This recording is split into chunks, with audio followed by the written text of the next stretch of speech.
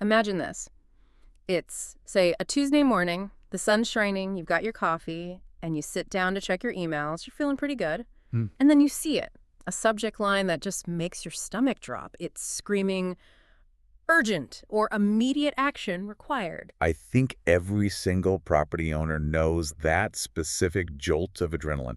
It's almost Pavlovian at this point. Oh, absolutely. It looks official. It cites some law you've never heard of, the long string of numbers and slashes. Right. And the message is basically, if you want to keep renting out your property on Airbnb or Booking.com, you are legally required to get this new registration number now. And of course, there's always a convenient button to click and a fee to pay to make the scary problem go away. Exactly. Click here, pay us, and we'll save you from being delisted. It's a classic panic moment. And right now, this exact thing is playing out for, hundreds, maybe thousands of property owners in the Balearic Islands. It really is. The culprit, or I guess the subject of the email, is something called the NRUA, the Registro Único de Arrendamientos. Which, let's be honest, sounds incredibly dry. It sounds like the kind of bureaucracy you'd happily pay someone 100 euros just to never have to think about again. And that's exactly what they're banking on. But, and this is where it gets really, really interesting. We've been digging into this. Huh? A huge stack of documents, legal texts, royal decrees, even official tourism board emails. Yeah. And it turns out that for a huge chunk of these owners, this urgent requirement might be completely imaginary. That's the headline. There's this narrative right now that absolutely everyone renting out a property needs this number. Right. But when you actually read the law, really read the royal decree and the definitions inside it, that story just falls apart for a very specific and very common group of people.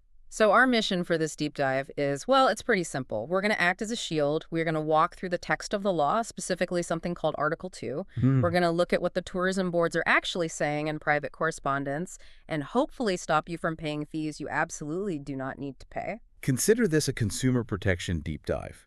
We really need to clarify who this law is actually for and, more importantly, who is explicitly excluded.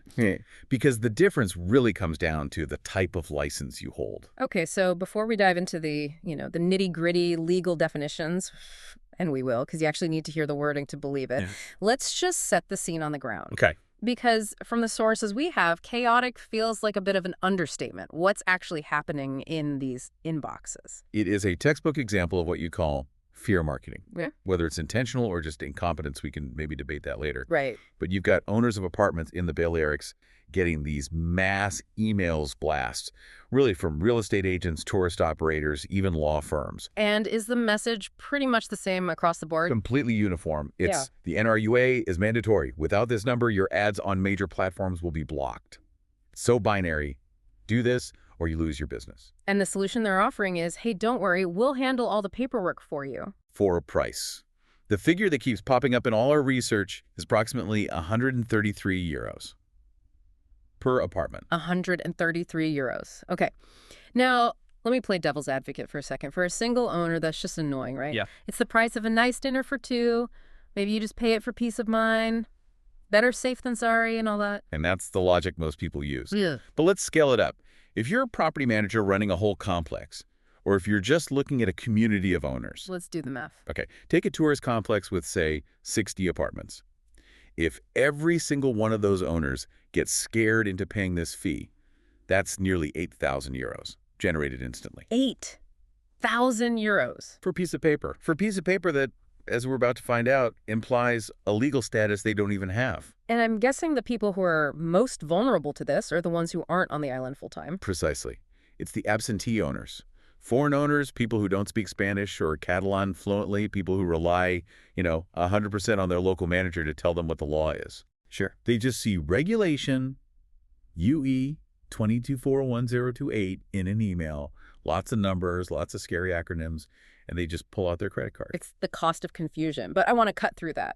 You mentioned a royal decree. Let's look at the actual source material. What is the NRUA actually for? Why does it even exist? So the NRUA, it comes from a royal decree that's adapting Spanish law to that European regulation I just mentioned. Okay.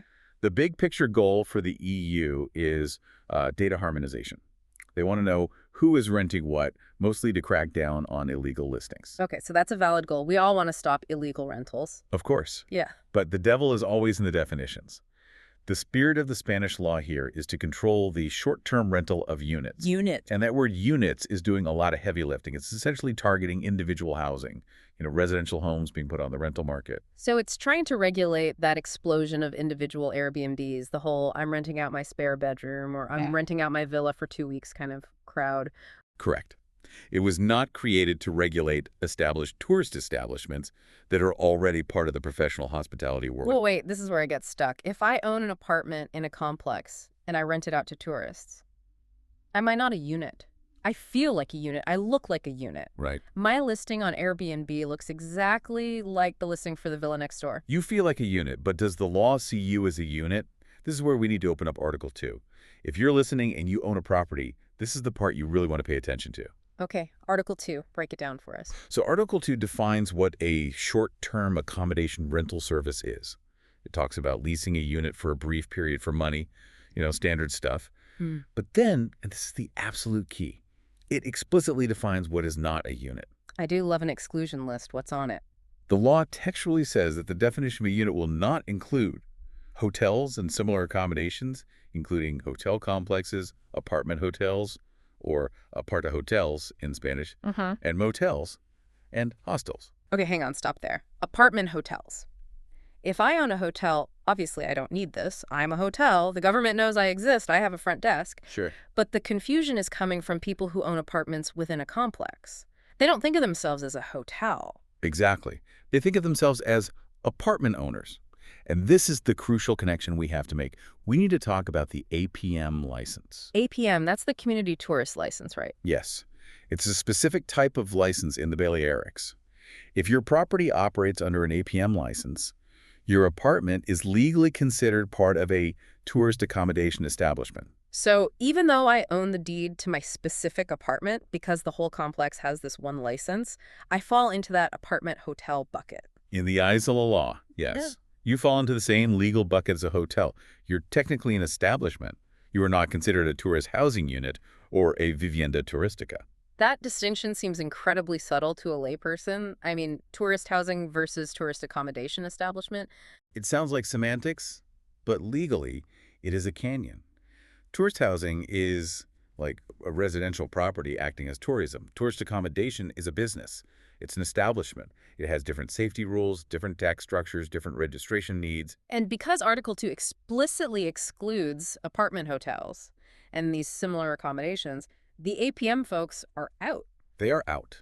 They are not units according to this specific royal decree. Therefore, they do not enter the scope of the NRUA. So the logic is, if you have an APM license, you're already registered as an establishment. The government already have your data. They don't need you to register again in a separate database that's meant for private homes. That is the logic. You're already in the system under a different regime. Why would the government want double data entry for the exact same property? It just creates a mess. Okay, I'm following the logic, I really am, but I can hear the skeptics listening right now. They're thinking, okay, you two sound very confident, but my lawyer's telling me the exact opposite. Are you sure this isn't just a clever interpretation? It's a fair question. You shouldn't bet your business on a podcast host's interpretation. Please don't. We are very charming, but we are not the Supreme Court. But we aren't just relying on our own interpretation. In our research, we found what you might call a smoking gun. A direct inquiry was made to the Tourism Department of Menorca specifically about this. So someone actually wrote to them and just asked, hey, do we need to do this? Exactly. A formal query was sent to verify this exact interpretation. And we have the response from the tourism technician. I want to read part of this because it is just incredibly clear. Right. The response says, the unique registry only affects tourist housing and not tourist accommodation establishments, which are already registered. Wow. That seems pretty definitive. Not tourist accommodation establishments. It goes even further. The technician writes, when this law refers to the rental of units, it specifically leaves out establishments such as tourist apartments. Specifically leaves out. You cannot get much clearer than that. It confirms exactly what we just saw in Article 2. There's a hard legal line between a vivienda turística and an establecimiento de alojamiento turístico. If you're the latter, which APM license holders are, you are safe. You do not need the NRUA. So if that's the case, then why is my inbox full of threats? why are legitimate lawyers and property managers telling people the complete opposite? Is it just incompetence? Or is there something else going on here? Well, before we get to the motivation, which is juicy, there's one more layer of confusion we need to clear up. Okay. Because a lot of people write back to us and say, but wait, I list my apartment individually. Right. I have my own listing on Booking.com. I took the photos myself. I wrote the description. I set my own price. I'm not part of some, hotel pool. It looks like a unit. It smells like a unit. Surely I must be a unit. Exactly. If I'm on Airbnb right next to a private villa, surely the same rules have to apply to me. It feels that way. But the law doesn't care what website you use. It cares about the license that hangs on the wall, metaphorically speaking. So the way I advertise it doesn't change my legal DNA. Not at all. This is what we're calling the individual listing myth. Being part of an APM license, that community license, that defines your property's legal status from birth. So you have operational freedom. I can do my own marketing without sort of breaking the seal of the license. Yes. Yeah. Depending on the specific operator model or the agreements you have with your community, it's perfectly legal for these apartments to be advertised individually. You can have your own photos, your own description, but that ad does not magically convert a tourist establishment into tourist housing. That is a massive distinction, and I think that's where the aha moment really lands for people. They confuse the platform like Airbnb with the legal category. Precisely. Just because you use the same app as a private homeowner doesn't mean you're governed by the same rules as them. The app is just a billboard. The license is the law. Okay, so we've established the law excludes you. We've established the government confirms it excludes you. And we've established that your Booking.com profile doesn't change that. Yep. So let's go back to the €8,000 question.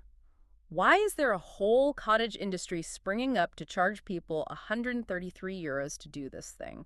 Why is this misinformation spreading so fast? I think we have to look at two possibilities here. Possibility A is, the charitable one. Genuine confusion. The regulatory. Exactly. Spanish regulations, especially in the Balearics, are notoriously complex. They change all the time. You've got European law, national law, regional law. It's the lasagna of legislation. A very expensive lasagna. It's entirely possible that some lawyers or property managers are just reading the headline, new registry for rentals, and panicking. They might not be differentiating between the license types. They just see rental and they think NRUA. And their default setting is just better safe than sorry. But better safe than sorry is a very expensive philosophy when you're charging your clients for it. If a lawyer charges you to file a form you don't need, they haven't protected you. They've just taxed you. Which I guess leads us to possibility B, the cynical one. Possibility B is profit. Let's just look at the incentives. If you manage 100 properties and you can send out a template email that scares everyone into paying €133 for a service that takes you 5 minutes or that you don't even need to do, it's just easy money. It's free revenue. It is. Yeah. And look, I don't want to cast aspersions on every single professional out there, but whether it's ignorance or interest, the result for you, the listener, is exactly the same. Yeah. You pay for something you do not need. It puts us in a position where we have to be pretty firm on the ethical stance here. If you're a professional advising clients, you have a duty to actually read the exclusions in the law, not just the requirements. Absolutely. A bad interpretation of the law costs money. And in this case, it's money that's just evaporating into administrative fees for absolutely no reason. So let's pivot to some actionable advice. I am a listener. I have an APM license. I've got that email sitting in my inbox right now, staring at me. What's my checklist? Step 1, don't panic. Do not click pay immediately. Just step away from the credit card. Take a breath. Step 2, verify your license. This is the most critical step. Do you have an APM license? Are you part of a tourist apartment complex? If the answer is yes, your alarm bells should stop ringing. Okay. Step 3, arm yourself with knowledge. Read the summary of Article 2 that we've just discussed. Understand why you are excluded. And what if the property manager pushes back? What if they say, no, I really think we need to do this? Then you go to the source. Ask the tourism authorities directly. As we saw with the Menorca example, they are responsive and they are clear. You can write to them. Does this law apply to tourist accommodation establishments? The answer will be no. It's empowering to realize you can just ask the government directly. We often feel like we need an intermediary to translate reality for us. And remember, this deep dive isn't an attack on all lawyers or managers. Most of them are trying to do the right thing. Of course. But they're operating in a fog of war. We're just trying to clear that fog. Exactly. We're defending property rights, and quite frankly, we're defending your wallet. There's no reason to pay a compliance tax that doesn't actually apply to you. It really just highlights how vulnerable we are to any official-sounding demand. That's a great point to end on. It brings up a kind of provocative thought for everyone listening. We live in a world that is getting more and more regulated every single day.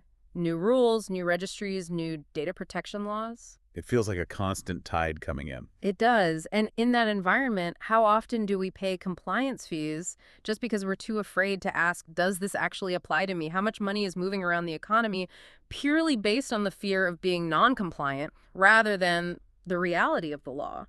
That is a fascinating question. It's the cost of not asking why. Something to mull over next time you get one of those urgent emails. Yeah. Check your license, check the law, and keep your 133 euros in your own pocket. Thanks for joining us on this deep dive. My pleasure. We'll see you next time.